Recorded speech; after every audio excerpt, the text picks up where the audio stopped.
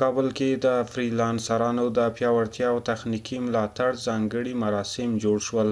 د اطلاعات او کلتور وزارت د ځوانانو چارو معینیت د فریلانسرانو د پیاوړتیا او تخنیکی ملاتړ ځانګړي مراسم جوړ کړي وو. تمام جوانها از 20 ولایت کشور و 7 زون مختلف در اینجا جمع‌آوری شدند تا اینکه ابتکاراتی که کردند و دستاوردهایی که داشتند همراه با جامعه افغانستان، همراه با جوانای افغانستان، همراه با رسانه‌ها به اشتراک بگذارند تا اینکه به همه مردم و همه جهانیان نشان داده شود که چنین ظرفیت‌ها ما در افغانستان داریم و چنین ما میتونیم از طریق آنلاین چگونه کسب عاید کنیم و چگونه ما همون مهارت‌هایی که داریم موضوع به شکل درست استفاده کنیم و در مقابل اون مهارت‌های خود ما چگونه پول به دست بیاوریم. ما کاملا مهارت خیلی خوبی را کسب کردیم و در ضمنش بعد از اینکه ما می‌خواستیم که فارغ شویم فراغت می‌شدیم در ماه دسامبر بود.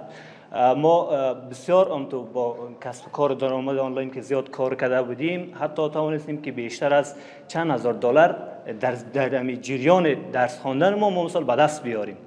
از چندین پلتفرم های متفاوت مثل پلتفرم اپورک است، پلتفرم آیتاکی است، پلتفرم پرپلی است و همچنین سایر پلتفرم هایی است که ما میتونیم که همراه با جهان کانتکت برقرار کنیم در رابطه به اینکه کارهای اونا را به گونه آنلاین انجام بدیم و از او طریق ما بتونیم کار برای خود پیدا کنیم، از اینکه در خانه بشینیم و بیکار باشیم.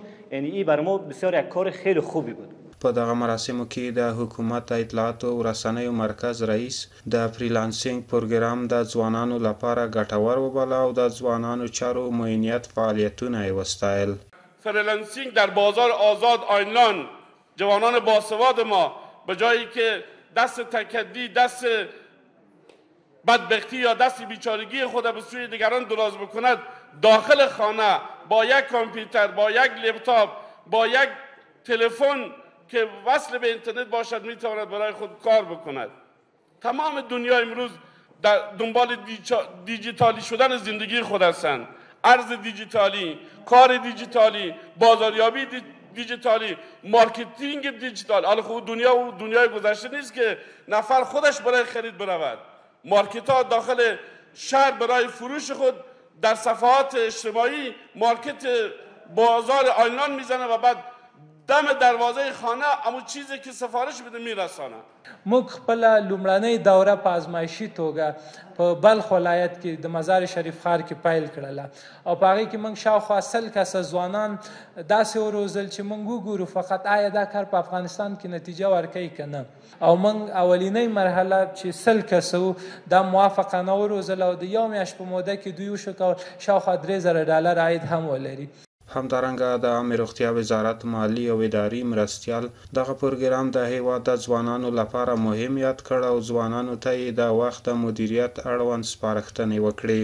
اول تر ټولو مهمه دا ده چې موږ وخت مدیریت کړو. ځوانانو یقین مو اوسه په ژوند کې وخت دی. هر هغه چا فردي شکل، کورنۍ شکل، د ښار په سطحه، د ملت په سطحه، د قوم په سطحه چې په دې نړۍ کې چا وخت مدیریت کړی دی هغه قومونه کامیابه دي. هر څه وخت دی که هر چا وخت مدیریت کوي هغه خلک کامیابه دي. د اطلاعات او کلتور وزارت د ځوانانو چارو مرستیال وویل د ځوانانو د مهارتونو لوړولو او د کاري فرصتونو رامنځته کولو لپاره عملي ګامونه پورته کوي. د فریلانسینګ زده کړې ځانګړی پروګرام پیل شوی. د یاد پروګرام څخه موخه دا ده چې ځوانان د نړیوال فریلانسینګ پلیټفارمونو سره بلد کړي او ورته د عوایدو سرچینه پیدا کړي. موږ شاوخوا 3 کاله مخکې د دغه اوسنۍ برنامې چې په نړیواله کچه باندې ځوانانو ته دا فرصت ورکوي چې کار وکړي، هغه مهارت چې دوی په پوهنتون کې ترلاسه کړی دی، هغه مهارت چې دوی په مدرسه کې حتی ترلاسه کړی دی، دوی وکولی شي چې د دغه مهارت څخه په استفاده باندې خپل ځان ته حلاله روزي وګټي، کار وکړي، خپل وخت قیمتي کړي، د عبثیاتو څخه ځان وساتي. د ځوانانو چارو معینیت مسؤلین وایي د هیواد ځوان نسل ته د فریلانسینګ ترڅنګ په علم، ورزش او د عقیدې له لارې د ځان بسیاینې فرصتونه برابروي تر څو دوی د مسلکي کارونو له لارې د ځان او ټولنې لپاره ګټور فعالیتونه ترسره کړي.